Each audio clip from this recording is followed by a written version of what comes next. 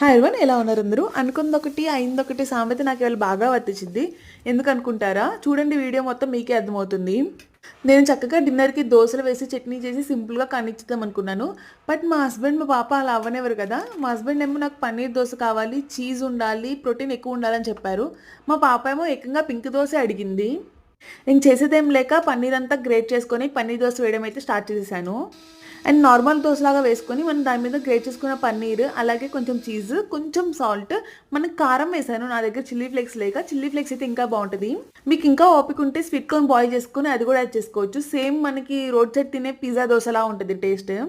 And next మా పాప pink dosa అడిగింది కాబట్టి బీట్రూట్ని పీల్ చేసుకొని చిన్న చిన్న పీసెస్ కట్ చేసుకొని పేస్ట్ చేసుకున్నాను మిక్సీలో వేసుకొని. దాన్ని దోశ బ్యాటర్లో కలిపి పింక్ దోశ లాగా అయితే వేసాను. ఏంటి, పన్నీర్ గ్రేట్ చేసి దోశ వేయడం కూడా కష్టమా? బీట్రూట్ కట్ చేసి మిక్సీలో వేసి పేస్ట్ చేయడం కూడా పెద్ద పని అనుకుంటున్నారా? అనుకునే వాళ్ళకి చెప్తున్నాను, ఇవన్నీ చూడడానికి ఈజీగానే ఉంటాయి, బట్ బ్యాక్గ్రౌండ్లో చేసే వర్క్ చాలా ఉంటుంది.